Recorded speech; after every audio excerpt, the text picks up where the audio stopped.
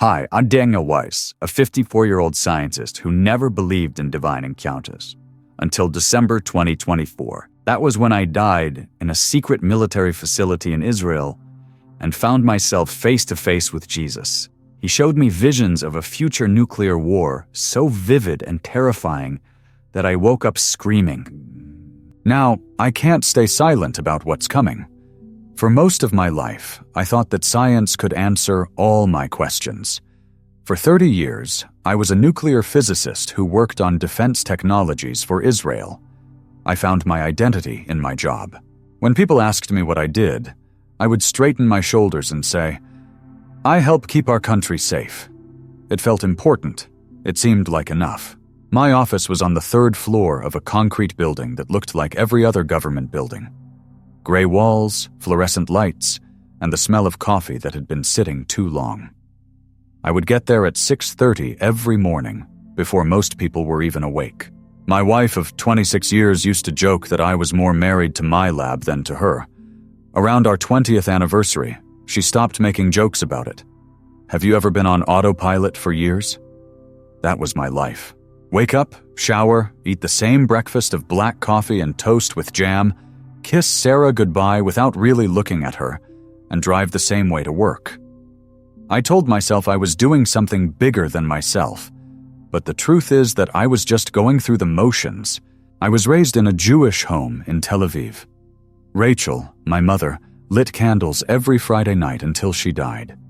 She would close her eyes and move her hands over the flames while whispering Hebrew prayers that sounded like music. When I was a boy, I would look at her face in the candlelight and think she looked calm, in a way I didn't get. Danny, she would say to me, science is beautiful, but it's not all there is. You study atoms, and God is in the spaces between them. But as I got older, faith seemed like something for people who couldn't handle the truth. What I thought was true was what you could measure, test, and prove. When my mother died 5 years ago, I stood by her grave and felt empty. No feeling that her soul is still alive somewhere. Prayers don't bring comfort. Nothing but dirt and quiet. Sometimes Sarah would try to talk to me about it. We would be eating dinner when our daughter Miriam was away at university in Jerusalem. She would reach across the table to touch my hand. Danny, when was the last time you really smiled? Not the polite smile you give your coworkers, but a real smile? I would pull my hand away, not because I didn't love her, but because I didn't know how to answer her question. When was the last time I was happy? When was the last time I felt anything at all? Do you know someone who looks successful on the outside but feels empty on the inside? I had a job that people respected, a home that was cozy, and a family that cared about me. But I felt like I was looking at my own life through a thick glass. It felt like everything was far away and muffled. The worst part was lying in bed at night and looking at the ceiling while Sarah slept next to me. I would think about all the weapons I had helped make and all the ways I had made the world a more dangerous place. I told myself it was for safety and peace, but during those dark times, I wondered if I was just another person making things worse.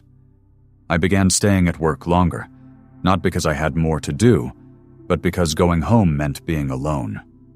It meant that Sarah would be disappointed when I grunted one-word answers to her questions about my day. It meant having dinner while we both acted like everything was fine. 3 months before the accident, Sarah came into my study at 2 a.m. and saw me just staring at equations on my computer screen. She stood in the doorway in her robe, and her gray hair was messy from sleep. "What are we doing, Danny?" she asked softly. "When did we stop talking to each other? When did we stop being alive?" I wanted to let her know that I was lost, that I was sick of pretending to have a purpose, that I didn't always know who the man in the mirror was. I said, "I'm fine, Sarah," instead. Just doing my job. She slowly nodded, but I could see tears in her eyes as she left. That night, I heard her softly crying in our bedroom. I was wide awake and lying on the couch in my study, feeling like the worst husband in the world. On the morning of December 15th, everything was normal. The same goodbye kiss that had become more of a habit than a sign of love, along with coffee and toast. But on the way to work, something felt off. It was as if the world was holding its breath, and the sky looked brighter. As I drove into the research facility's parking lot, I remember thinking that I couldn't keep living like this. I was 54 years old and thought I had wasted most of my life going after things that didn't really matter. I sat in my car for a few more minutes, watching other scientists walk into the building. We were all carrying the weight of our important but empty work. If someone had told me that everything I thought I knew about life, death, God, and the future would change completely in a few hours, I would have laughed. But that's exactly what was going to happen. The test was supposed to be normal. We were looking at a new way to keep nuclear materials safe. It was just measurements and calculations, so it wasn't dangerous. I had done this kind of work 1,000 times before. But at 2:17 p.m., things went wrong. I still don't get everything that happened in those first few seconds. I was reading numbers on a computer screen when I heard this sound. It wasn't quite an explosion. It was more like the world coming apart. It looked like the air was on fire. The heat hit me like a wall, and I remember it. It wasn't the kind of heat you get from an oven or a hot day in the summer. It was heat that felt alive and angry. I fell backward, and when I hit the ground, I could smell my hair burning. Before everything went black, I saw smoke filling the room, and my coworker David running toward me with his mouth open in a scream I couldn't hear. After that, there was nothing. But nothing didn't last long. I opened my eyes, or at least I thought I did, and I was floating near the ceiling, looking down at my own body. I know it sounds impossible. I would have told you to see a doctor if you had told me this story 6 months ago. I was watching paramedics work on someone who looked just like me, though. When I lay there on the concrete floor, my body looked small. Not as big as I thought. One paramedic was counting out loud while pressing on my chest. Someone else was putting a mask of some kind over my face. My shirt had blood on it, and my skin looked gray. But the weirdest thing was that I felt completely at ease while watching this. I should have been very afraid. I should have been trying to get back into my body and help in some way. I felt like I was watching a movie about someone else's life instead. I could see David crying and the paramedics working hard, but it all seemed so far away. After that, I began to rise. I don't mean floating. I mean being pulled away from that room and everything I had ever known in a gentle but clear way. It was like being carried by hands that weren't there. As I climbed higher, I could see the whole research facility getting smaller below me. Then I could see the whole Negev desert, which looked like a brown carpet under a sky that went on forever. At that point, the fear hit me. Where was I headed? Was this really happening? Was I going to die? But just as I was starting to panic, I saw the light. At first, it was just a bright spot in front of me, like looking at the sun with my eyes closed. But as I got closer, I saw that this wasn't just light. It was warmth, love, acceptance, and all the good things I had ever felt or thought of, all in this amazing glow. I had been studying atoms and energy for 30 years, but this light was unlike anything physics could explain. It didn't just light things up, it was alive, it knew, and for some reason, I knew it knew I was there. As I walked toward the light, all the pain I had been carrying for years just went away. The guilt of being a husband who is far away. The emptiness of doing things without meaning. The fear that my life had no meaning. It all fell away like clothes I didn't need anymore. And then I saw him. I can't tell you what Jesus looked like because he didn't look like things do on earth. But I was completely sure it was him. He was in charge, but he was also gentle, like my mother was when she would comfort me after a nightmare when I was a child. "Daniel," he said, and the sound of his voice was more than just sound. It was like being wrapped in pure love. At that point, I completely lost it. For a long time, I thought God was either far away or didn't exist at all. I had thought of my mother's faith as something sweet but naive. Facts and formulas were the basis of my whole identity. But when I stood there in front of him, I felt like a little kid who had been lost in a crowd and finally found his dad. The tears came in waves. Tears of recognition, not sad tears. It's like coming home after being gone for so long that you forgot what it was like to be home. All of the walls I had built around my heart, and all of the defenses I had put up to keep me from feeling too much fell down. I kept saying, "I'm sorry," even though I couldn't explain why. "I'm so sorry." But Jesus smiled, not with his mouth because this wasn't a physical form, but I could feel his smile like warmth spreading through me. "Daniel, you don't have to say you're sorry for being human," he said. "You don't have to say you're sorry for not being able to understand love when you've forgotten how to feel it." I felt completely safe for the first time in decades. Not safe from physical danger, but safe from being judged. Safe from having to pretend to be someone I wasn't. And safe from the fear that I wasn't enough. I wanted to stay in that mood for good. But I could tell that Jesus had something important to show me that would change my life, and maybe the lives of many others. "Daniel," Jesus said. And even though his voice was soft, I could feel the weight of forever behind it. "Let me show you something. But first, I want you to know why you are here." The light was still amazing, but I could tell we were moving, going to a place that was outside of normal time and space. It felt like I was a kid going on the most important field trip of my life. "You spent so many years putting up walls around your heart," Jesus said, and his words were not an accusation. They were full of understanding. "You told yourself that love wasn't real, that faith was for weak people, and that only what you could measure with your tools was real." I nodded, feeling ashamed, but also strangely relieved that he knew everything about me. "But Daniel, those walls didn't just keep pain out, they also kept purpose out. They kept away the thing your soul was crying out for." He stopped, and I felt his love wrap around me like the warmest blanket I had ever known. "You thought your mother's faith was naive, but she knew something you didn't. Science without love is just smart destruction." Images started to form around us as he spoke.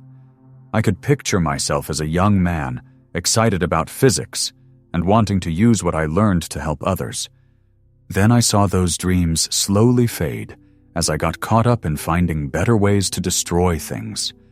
I saw the moment when serving others became serving my own ego, and wonder turned into routine. "I gave you those gifts," Jesus said softly. "Your work, your brilliant mind. But at some point you began to use them to put up walls instead of bridges." "I thought I was helping Israel," I said quietly.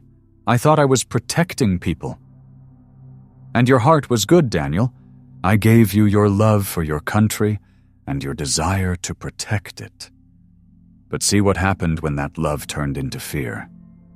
All of a sudden, we were looking down at the earth, and I could see it all spread out like a map. But this wasn't how the earth looked in December 2024. It was how it could look in the future. First, I saw Iran. Not the Iran you see in the news or politics, but the Iran of real people. Moms putting their kids to bed, fathers who work late to support their families, young people hoping for better things to come. They looked just like the families in Israel that I had told myself I was keeping safe. Jesus said, "They are scared of the same things you are, Daniel. They love their kids the same way Sarah loves Miriam. They want safety, a reason to live, and a place to belong. These are the same things that every human heart wants. But then the scene changed, and I saw something that made my heart stop. I saw missiles fly from Iran to Israel. I saw the flash of nuclear fire that destroyed cities. I watched as Israeli weapons turned Iranian cities into ash. The destruction spread like a disease. Russia, China, America, and Europe all joined in this deadly dance until the whole world was on fire. "No," I said in a low voice, feeling sick. "No, please." Jesus said, "This is what happens when fear becomes stronger than love." I could hear how sad he was, deeper than any human sadness, when people forget that they are all my kids. But then, he showed me something that made the fear even worse. I could see dark figures, which I realized were demons, whispering in the ears of world leaders, voices of pride telling them they had to be strong, voices of revenge telling them to hit first, voices of hate telling them that the only way to be safe was to kill everyone else. Jesus said, "This is the real enemy, Daniel. Not Iran, not Israel, not any country. The enemy is the darkness that makes my children think they have to choose between love and living." I saw these evil forces at work, and I learned something that made me feel both hopeless and hopeful at the same time. The nuclear weapons weren't the main problem. They were just tools. The real problem was that people were spiritually blind and thought that violence was the only way to deal with fear. "But look more closely," Jesus said. Then I saw them. Groups of people all over the world. Some were in their own homes, some were in churches, some were in mosques, and some were in Jerusalem. They were praying, not only for their own countries, but also for their enemies. Not just for winning, but also for peace. Their prayers rose up like beams of light, pushing the darkness away. "These are my prayer warriors," Jesus said with a lot of pride in his voice. "They know what your mother knew, that love is stronger than fear, that prayer changes the spiritual atmosphere, and that unity is possible even when it seems impossible." I was amazed to see how these prayers stopped the evil whispers. The voices of hate got weaker where people prayed for their enemies. The darkness had no power in places where people chose love over fear. "Daniel, the future is not set in stone," Jesus said as he turned to face me. "What you saw, the nuclear destruction and the world war, happens when my children choose fear. But there is a different way." Then he showed me a different view. I saw the same world leaders, but this time they were influenced by different voices. Wise voices, compassionate voices, and voices of people who had learned to pray for their enemies instead of killing them. I saw kids from Iran and Israel playing together. I saw people who used to be enemies working together to fix things.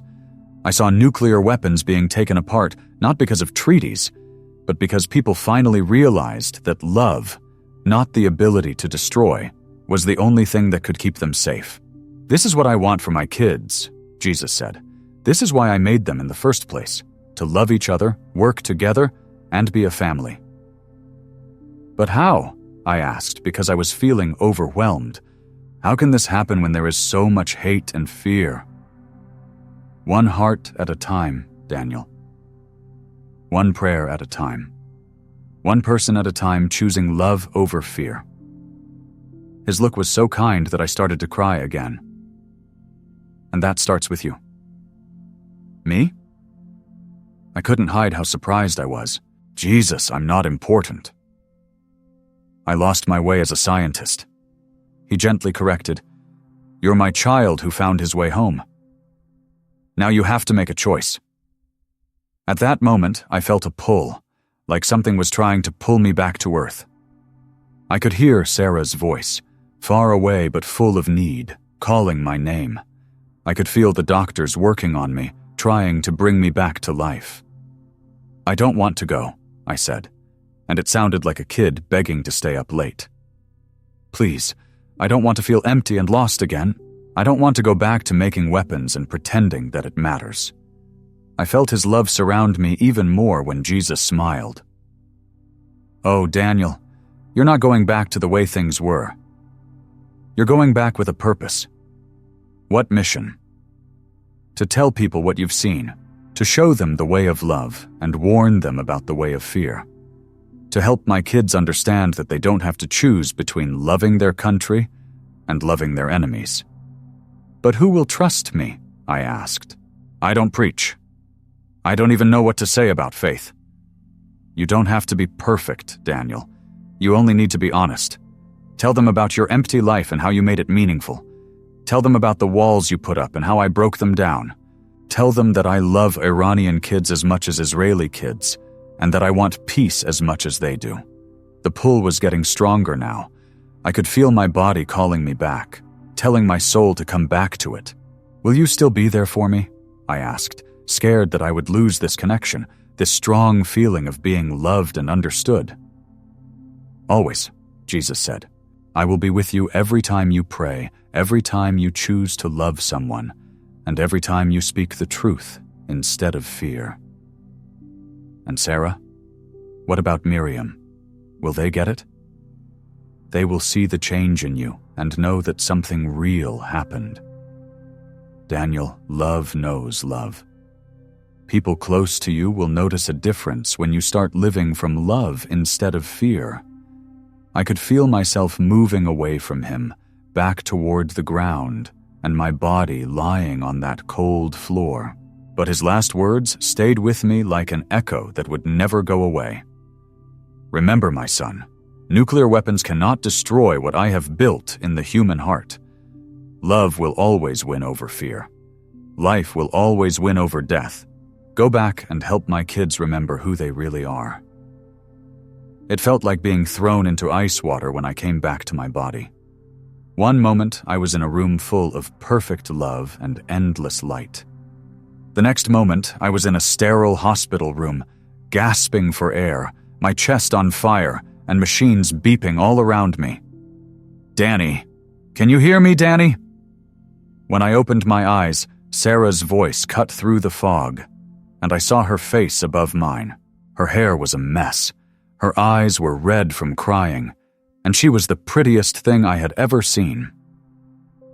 Sarah, I whispered.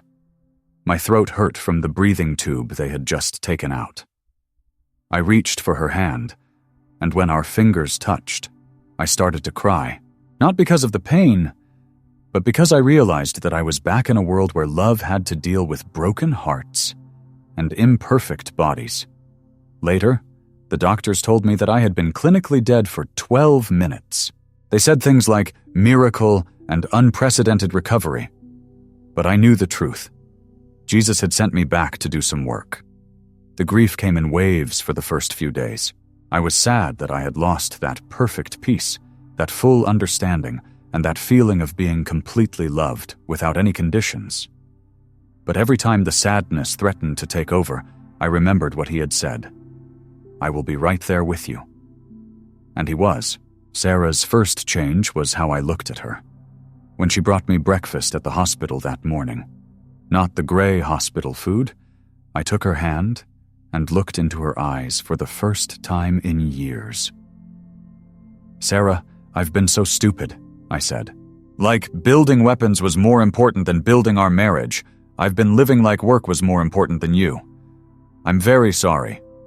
At that point, she started to cry, and I pulled her close and held her like I should have been doing all along. I thought I was going to lose you even before the accident, she said softly. You were there, but you weren't really there. I'll be there now, I told her. Truly here. When I got home from the hospital, I did something I hadn't done in years. I turned off my work phone. Not just put it on silent, but also turned it off. That night, instead of going to my study, I sat on the couch with Sarah and asked her to tell me about her day. Please tell me everything, down to the last little detail that I haven't been able to hear in a long time. She talked about her students, who she teaches art to at a community center, and how one little boy had finally smiled for the first time since his father went to war. While she talked, I remembered what Jesus had taught me, that everyone, even the enemies we fear the most, has someone who loves and cares about them. The next morning, instead of going to work at 6:30, I made Sarah coffee and brought it to her in bed. I almost laughed because she looked so shocked. "What's wrong with you?" she asked, but she was smiling. "I learned something while I was gone," I told her. "I learned that the people we love are more valuable than anything we can make, find, or do." People I work with also saw the changes. Instead of 8 p.m., I started leaving at 5 p.m. I told them I couldn't work weekends because I had plans with my family. When my boss asked me if I was losing my commitment to our mission, I said something that surprised even me. I'm more committed than ever. But my mission has changed. I quit the nuclear program 3 months after the accident. Not because I didn't care about Israel's safety anymore, but because I realized there were better ways to keep the people I love safe. I began teaching physics at the university, helping young people learn about the amazing ways the universe works without thinking about how to use it as a weapon right away. But the biggest change was how I looked at people. I remembered what Jesus had taught me about every person I met, from the grocery store clerk to the bus driver to the politicians on the news talking about the conflict with Iran.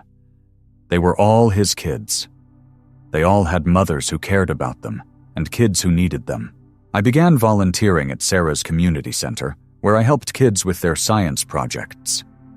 Layla, a little girl whose family had moved to the US from Iran, asked me one afternoon why people in her country and people in Israel couldn't be friends. I got down on my knees and said, "Layla, you know what?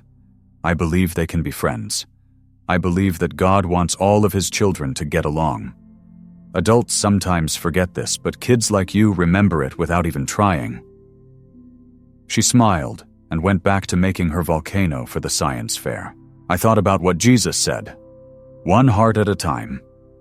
That's what I'm trying to do now.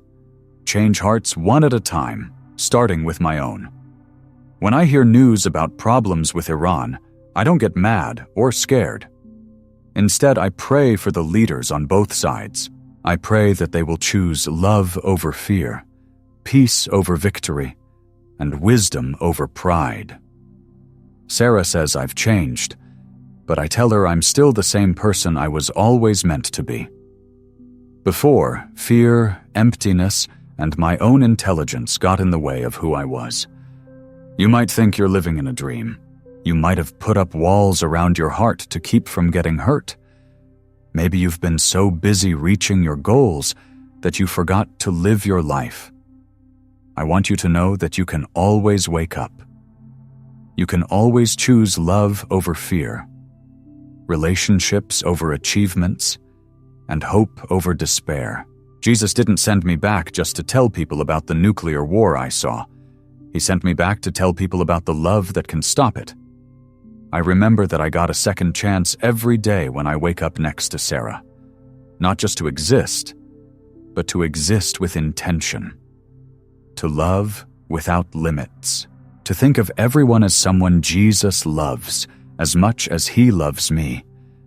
Whether you know it or not, the same Jesus who held me in that amazing light is holding you right now. He is calling your name the same way he called mine. He is waiting for you to come home to the love that was meant for you. You don't have to die and then come back to life to go through this change. You only need to be open to letting the walls around your heart come down. You just have to be brave enough to choose love one step at a time. The future doesn't have to be full of fear and destruction. It can be full of hope, unity, and love that brings people together instead of tearing them apart.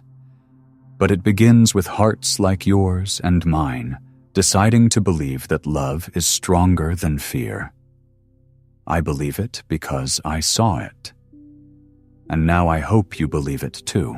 Before we close, don't forget to subscribe and share in the comments where you're watching from. Every voice reminds us that we're not walking this journey alone. God's love binds us together, and this community prays for one another. Thank you for being family.